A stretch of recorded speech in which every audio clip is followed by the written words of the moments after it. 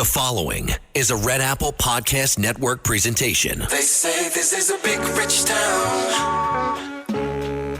I just come from the poet's part. Bright light, city life, I gotta make it. Welcome to Dominic Carter's podcast. This is Dominic Carter's City Hall. Now, here's Dominic Carter. Red Apple Podcast, Talk Radio 77 WABC. You can listen to me, Dominic Carter, Monday through Friday, midnight to 1 a.m. The Titan Sub, 5 people dead. John Catsimatidis looking to buy CNN, which would be a wonderful move and divine intervention. New York City Mayor Eric Adams says God told him 30 years ago he would be mayor. This is my podcast. Let's go. It's sad, tragic, and was apparently reckless. The Titan CEO dismissed safety warnings as baseless cries, emails show. Bottom line, no way I would ever get in that thing. Maybe we should leave well enough alone with trying to view the Titanic ship. I was adventurous when I was younger, but the older I get, not now. There is no way you could have got me in that thing. I won't even go snorkeling. Nah. Swimming with the sharks. Nah. Jumping off a cliff in Hawaii. No, and no. One of the producers of my show and podcast, Matt Blaze, shared similar thoughts. I agree, and I can tell you right now, there is no way I would go in that submarine. No possible way. Give me the robotic sub with a camera attached to it that can just float around the Titanic, and I could be up here on land watching it on a video monitor. I don't need to be all the way down 13,000 feet, and that thing looked like a tin can. No wonder why it imploded. I mean, I feel bad that it did. Yes. But at the same time, these people knew the risks. The head of this company even said, well, you got to take risks sometime, whatever he said, which was crazy. And this thing looked like it was really put together from a junkyard. It did. It looked like horrible. It was not certified by anybody or any entity of any kind. Why would you trust this thing? And they were warned not to go down for this trip. And this guy was charging $250,000 to go down there, and they couldn't get the money to put together a proper submersible submarine that could actually handle it. There's no way I would have done this. Right. No way. I mean, like I said, I feel bad. It's tragic that it happened. It's tragic when anybody loses life. But at the same time, you go, look, you knew the risk. And not only did you know the risk, it's not even like NASA builds a spaceship and they go, it's NASA. Risks happen. We saw the Challenger explode on live TV. You're right. This is NASA. You got some company that just puts together some sub from who knows where they got these parts from, not certified, and you go, I'll pay $250,000 to go into that thing. Why would you do that? Makes no sense. I believe under the assumption that they thought it was safe. But thank you very much, Matt Blaze. I agree with you 1,000%. There is no way that I would go down there, even if they were able to certify how safe it was. Just not going to happen. There is also the red hot topic of the owner-operator of Red Apple Podcast 77 WABC, John Catsimatidis, purchasing CNN, which would be a wonderful move for the public and to return the struggling network to greatness. Imagine Mr. Catsimatidis bringing his 77 WABC magic to CNN. Can you say win-win? Mr. Catsimatidis made the announcement appearing on the Sid and Friends morning show on 77 WABC, which is #1 in the ratings. Well, let me tell you something. You heard it first here. I'm going to make an offer to buy back CNN. Is that true? Seriously? Seriously. I mean, they don't know what they're doing over there. No. They need somebody that knows what they're doing. Someone that knows what they're doing. Definitely the case.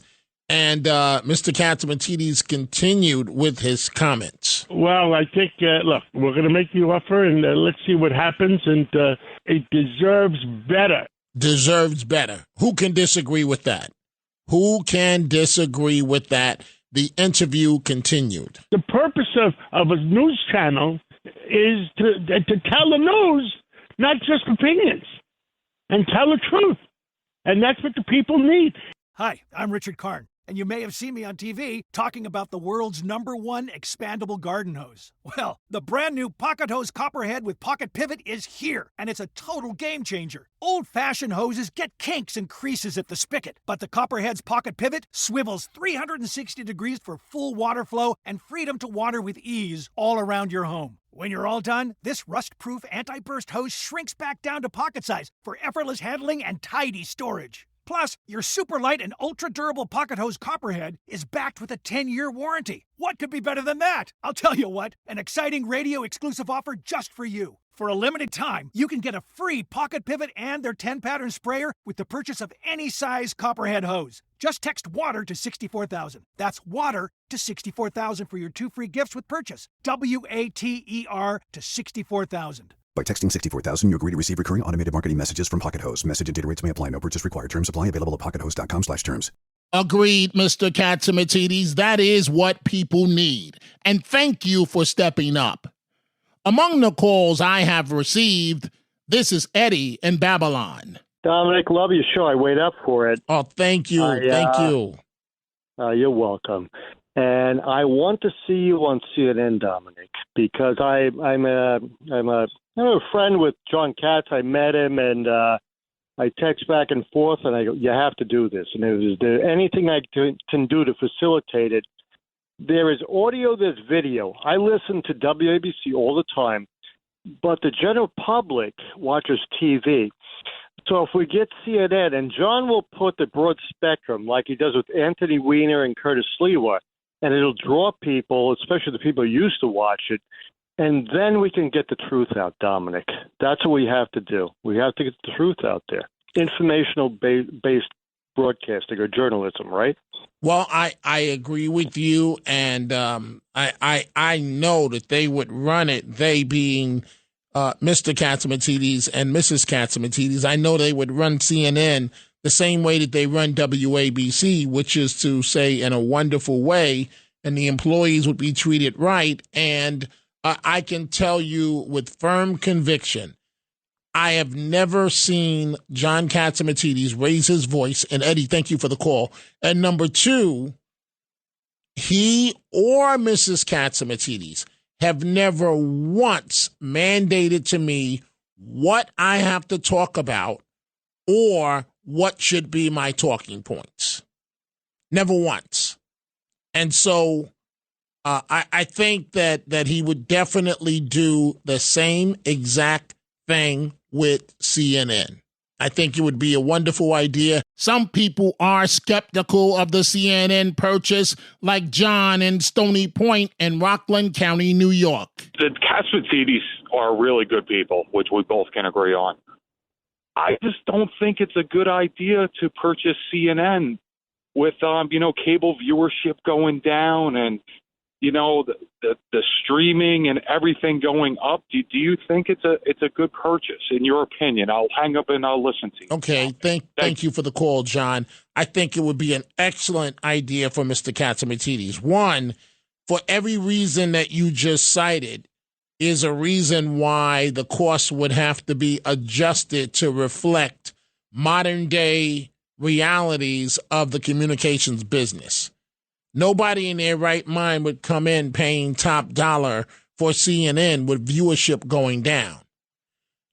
The fact of the matter is Mr. Catsimatidis already has enough major personalities on his payroll, major personalities that draw audiences, that he could use the staff that he currently has, put them on CNN, save money, and in the process, grow the business and make money, and deliver to the public a product that you can be proud of, a product that gives you the facts, gives you commentary, but also gives you the facts. And this is Gracie, also from Rockland County, but she is currently in California. Okay, I called about submarine, but I really hope that John buys CNN, and I hope he has the format of the 5 o'clock hour and his 8 o'clock and 9 o'clock hours on Sunday.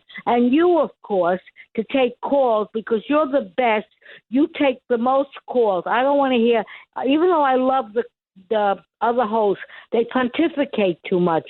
You're the best because you take the most callers. Now, about the submarine. Okay, I feel sorry. I have to say that, you'll say, but this one is a meanie. But the company that charged $250,000 a head should have insurance for this. How much did this cost? That's a great question. That's a great question, Gracie. I don't know. I know. I'm just throwing it in to be horrible, but I mean it. They should pay that. He should give back that $500,000.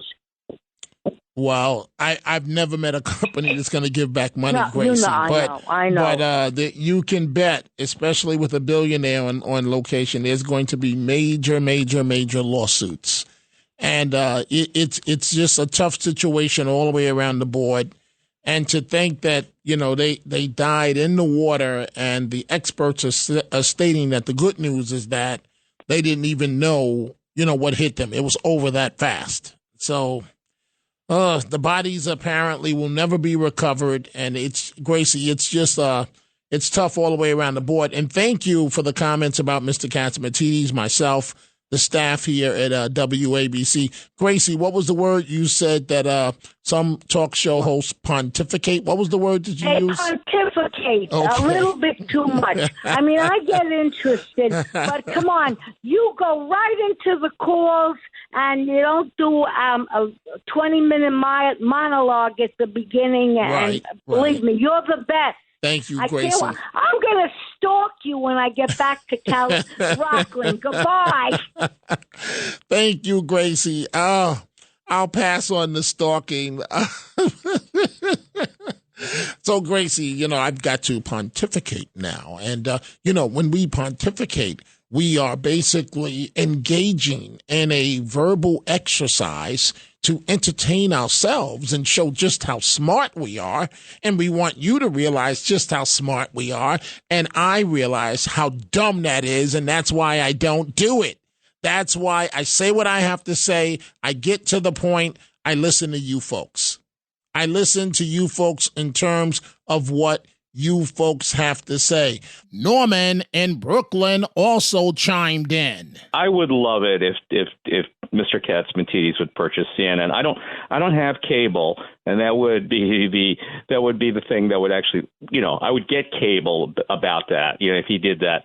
But I don't think the powers that be, the very, very powerful powers that be, that are out there, I think that they would come down on him. I think that they would do a Trump on him. If he would, CNN is one of the shining children of lib progressive television, and it's a very important media outlet for the deep state, and I don't think that they would permit it, and I don't think it ain't about the money. I mean, look at how Fox got rid of Tucker. That was a poor economic decision, but that was the deep state, and I just don't think they would permit it. I mean, he's got my money. I mean, I would love it, but I don't think I think they'd pool their resources. I think that they would They would take a penny from somebody else rather than take $1 billion from John. Well, the only thing I can respond is because we're both speculating. Have you seen CNN lately? No, not for a while. Maybe 20 minutes when I was in a bar, and I just please, I want another drink. I mean, it was really bad. Yeah, it's really bad. It's really, really, really bad, Norman. So who knows? I've just learned with the Catsimatidis, never say never. Here is Robert in Philadelphia. I thought it would be great if Mr. Catsimatidis was to buy CNN. I know it would be successful. And I think that would probably drive the left crazy. They would most definitely come after him. But I wanted to say something. I'm not usually given the hyperbole on this thing, but he is somebody that I consider to be in short supply right now, and that is a man of power and influence who actually gives a crap about freedom of speech. I'll put him in with Elon Musk. Say what you want about him. He believes in free speech, and we need more people like that. And in that sense, I think that the Catsimatidis are heroes. I truly do, because, they have the world of broadcasting against them, and look at what they do, and look at how they succeed, and they give both sides a voice. They do. You know what They do. Mr. Weiner, I don't listen to him, but he wasn't exactly some vanilla middle-of-the-road guy. He was a bomb thrower on the left back in the day. And Mr. Catsimatidis will still give him a voice on this network, too, and that speaks volumes to me. So I think he's a hero. I wish him luck. I close with Mayor Adams. Adams says God told him 30 years ago that he would be mayor of New York City. 30-something years ago, I woke up out of my sleep in a cold sweat. God spoke to my heart and said, you are going to be the mayor January 1st, 2022. And the message was clear. God stated, you cannot be silent. You must tell everyone you know. Because it's a Judges 7, verse 2 through 7 moment. Because when you win the battle, I don't want you to think that you won on your own, and I don't want people to think that you won because of who you are. Folks, besides having a good laugh, Adams did pull me aside about 25 years ago and proclaimed privately to me that he would be mayor. He continues with his godly assessment. I meet my mayors across the globe and across the city, and they say, Eric, your job of mayor of the most important city on the globe is the second most difficult. And my reply is, when does the hard part start?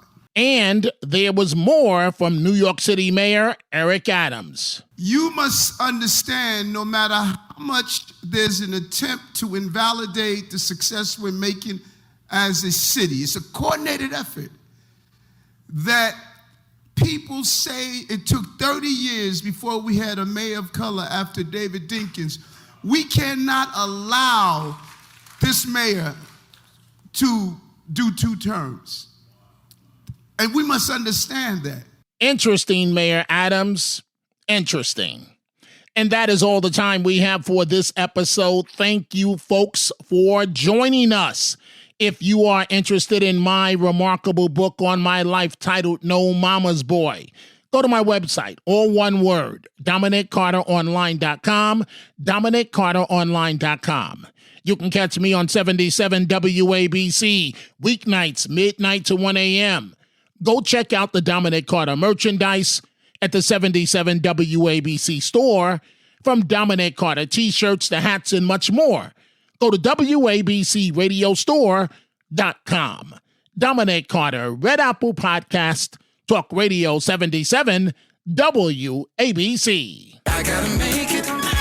Dominic Carter Socials on Twitter at Dominic TV and Facebook and Instagram. Dominic Carter TV. Email at dominic.carter@wabcradio.com. Until the next episode, be well. And as Dominic always says, stay positive. The glass is always half full, never half empty. Dominic Carter City Hall.